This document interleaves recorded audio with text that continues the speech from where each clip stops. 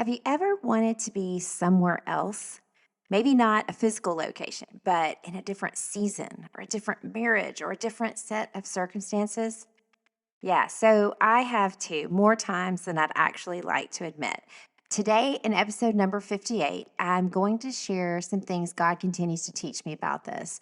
And I'm going to be sharing with you 3 ways to be content in our calling, how to truly find peace and purpose where God has us right now. So listen in.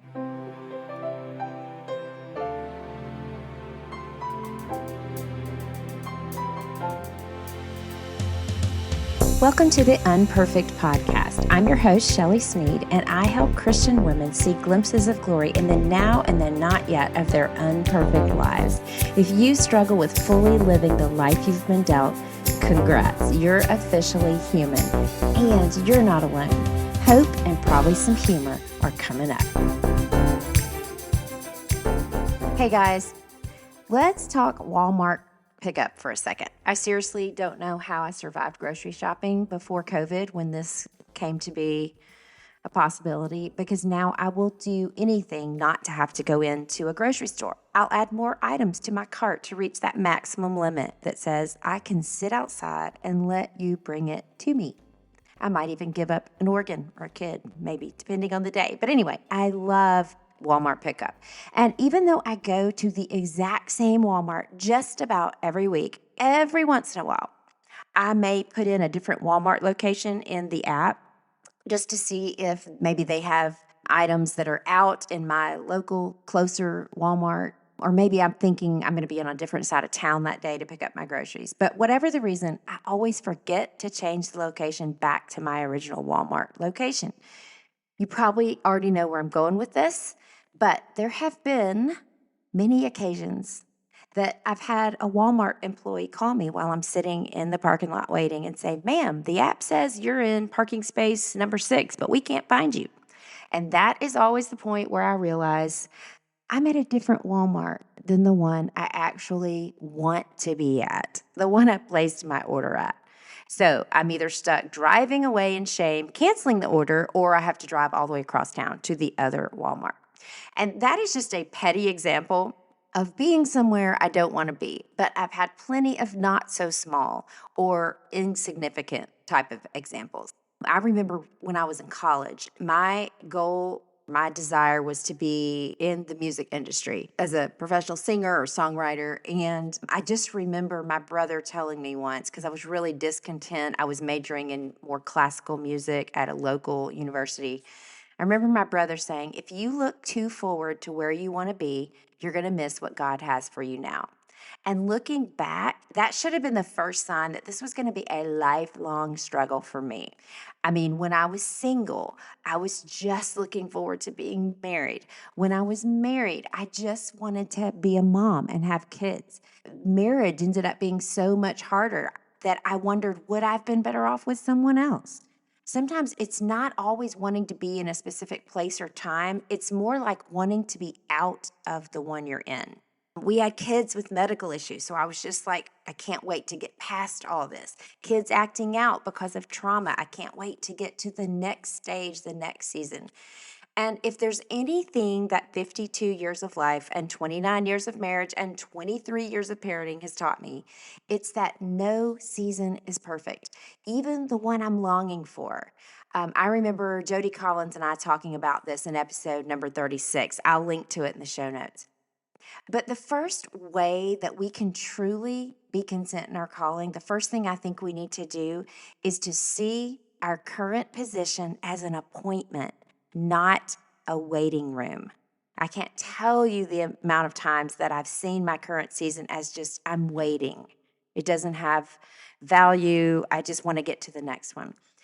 And I recently heard Jenna on the Joy Filled podcast say this. She said, "Your ministry is where your feet are."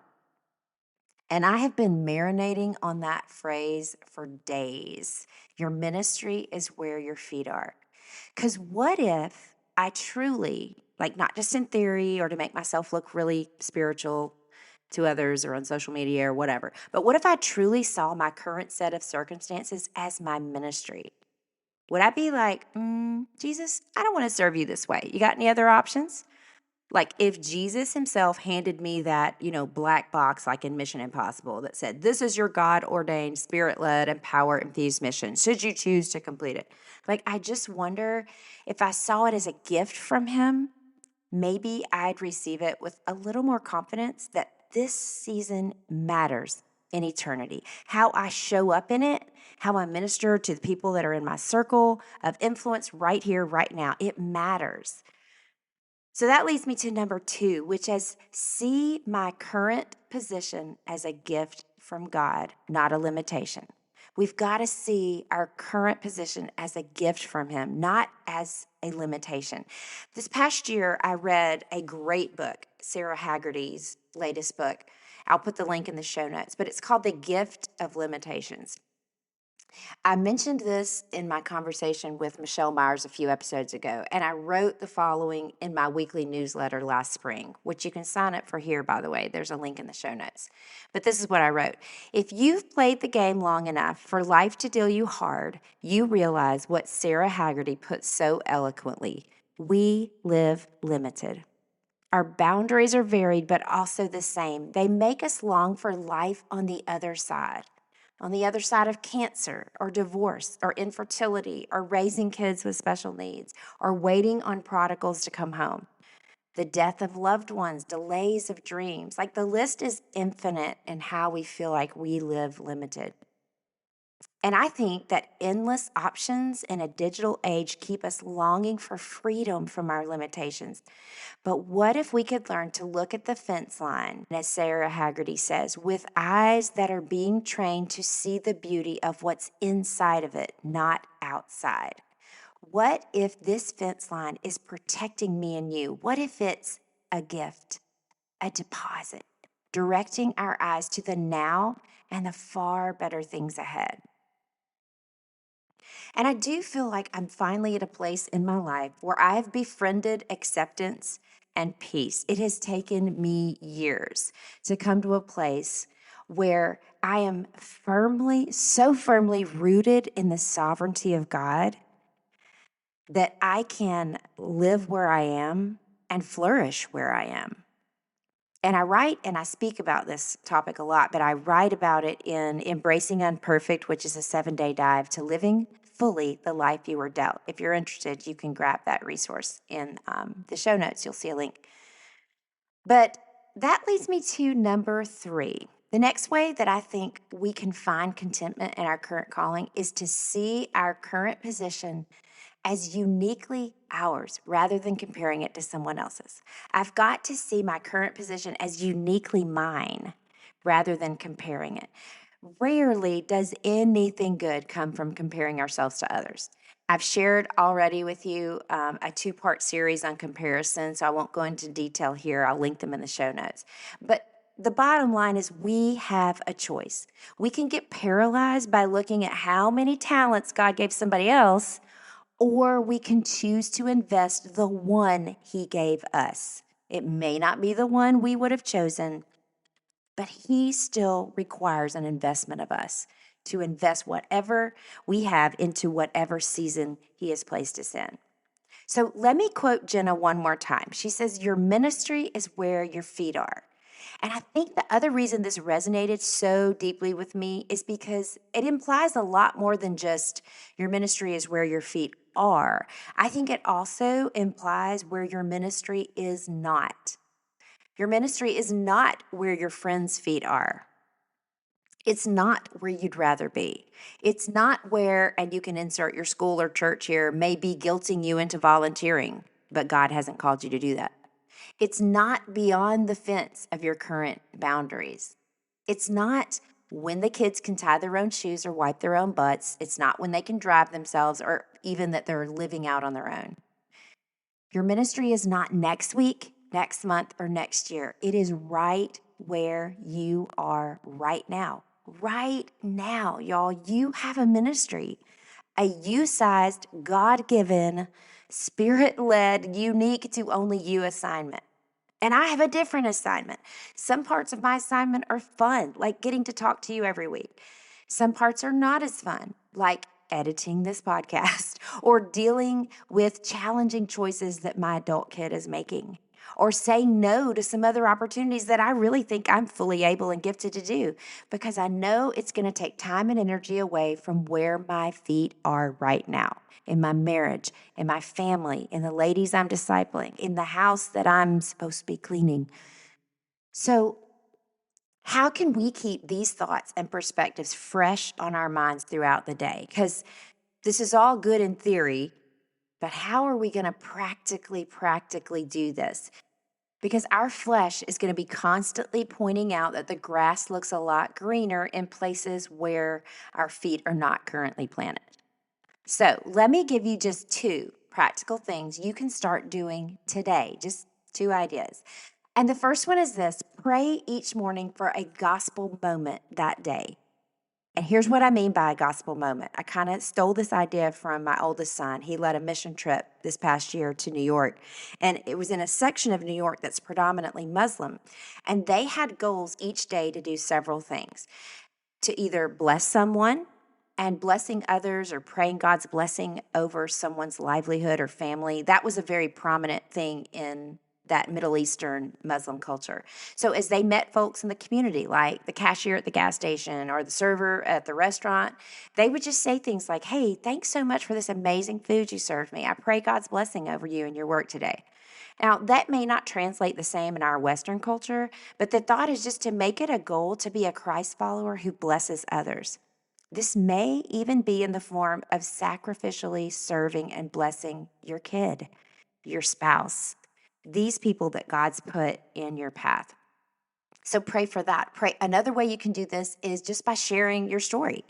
It can be as short as, "Jesus has been giving me so much peace for my anxiety today," or it can be as long as an opportunity to share how you came to faith. Whatever God lays in your lap, and I assure you, if you ask for it and be on the lookout, He's going to lay it in your lap.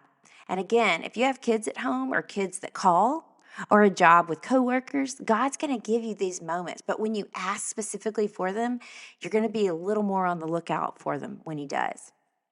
And the other way that you can pray for a gospel moment, or what a gospel moment looks like, is by actually sharing the gospel. Now, some people do this as easily as taking their next breath. Some of us, and my hand is raised right now, are so busy thinking about ourselves that we don't look for it, or we're scared, or we're worried we're not going to say the right thing. I had a recent experience with a hairdresser, and it was a new hairdresser I'd gone to, and she was coloring my grays, so I spent several hours with her. And I don't know how it came up. Somehow, maybe I mentioned my son was got a job at a church or something, and the Holy Spirit put us on my lap. Just ask her if she goes to church. I mean, that was a simple question, and it followed a conversation we were having, and so I did. And we ended up in a very deep conversation about church hurt and about the gospel and about staying in God's word.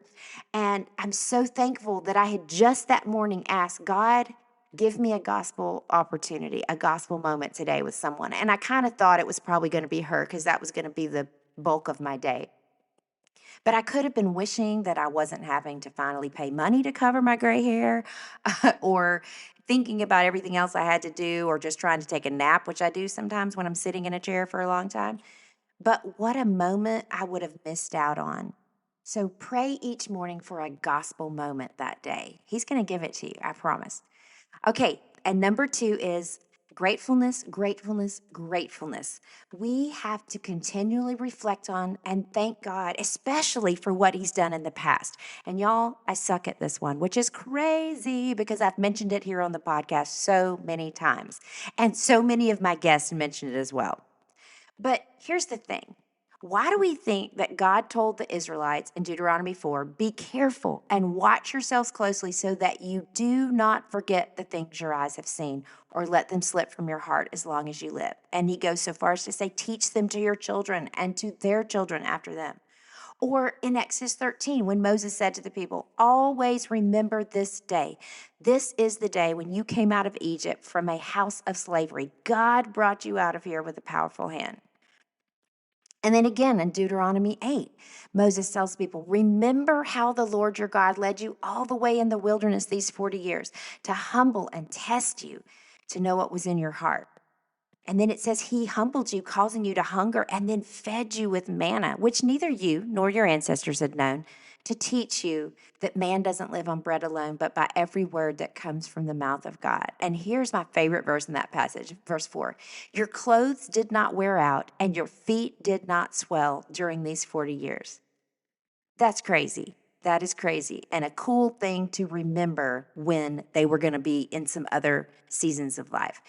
I think the reason God was constantly and is constantly telling us to remember what he's done in the past and to reflect on it is because I think forgetting God's faithfulness in the past causes us to doubt it in our present, where we are right now. Remembering where he's brought us from helps us have a perspective that this moment, this season, this circumstance that I don't want to be in, it matters in eternity, but also in my spiritual formation. So, what I'm offering to you today, I've got a free download for you. It has these scriptures on it, and then it has a gratefulness prompt. So, you can write 3 things every day for the whole week of what you're thankful for, grateful for, remembering God's faithfulness in the past. So, grab that. The link is in the show notes. And one last thing I want to share with you before we close today. I live in the beautiful mountains of Western North Carolina, and we have a plethora of artisans here that do different kinds of crafts, and pottery is a huge one here. We have amazing pottery here in the mountains. But here's something I've learned about pottery. When you take a piece of pottery out of the kiln too soon, it dramatically affects the outcome. Opening the kiln to see the final product is exciting, but if you do it too soon, it can cause the glaze to crack, and that makes it totally unsafe for food storage because bacteria can grow in those cracks. And that just hit me, maybe, just maybe, staying in my current season is how God wants to sanctify me further. And who am I to rush a process that he himself may have set in motion, or at least allowed in my life? So focus on those 3 ways to be content in your calling that we talked about today. Seeing your current position as an appointment, not a waiting room. Seeing your current position as a gift from God, not a limitation. And seeing where you are as uniquely yours, rather than comparing it to where someone else is. And then try these 2 things out this week. Pray each day for a gospel moment that you can have to impact someone else. And then spend time each day this week in gratefulness, in remembrance of what God's done for you in the past. And I'd love to hear how this goes for you this week. You can text me. There's a link in the show notes. You can email me if you get my newsletter, The Musings for Unperfect Ponderers. And I'd love to pray with you over a season that you're in. So let me hear from you. If you were encouraged by today's podcast, would you take just 5 seconds to make it easier for someone else to find it? All you got to do is leave a rating. Hopefully a high one. That would be appreciated. And then if you got 10 more seconds, type in a quick review, what you like about the podcast. Thank you in advance for gifting me with your words and with your rating. That's really helpful. Also, tune in this Friday for our Friday with Friends. You do not want to miss it. I'm going to be talking with poet and writer Erica Clay, who has an amazing story of how God brought her to faith. And you're going to be so wowed, and you're also going to be encouraged and challenged in sharing your faith with other people. Until then, I'm praying that you are able to see glimpses of God's glory in the now and the not yet of your unperfect life, right where your feet are planted today. I'll see you next time.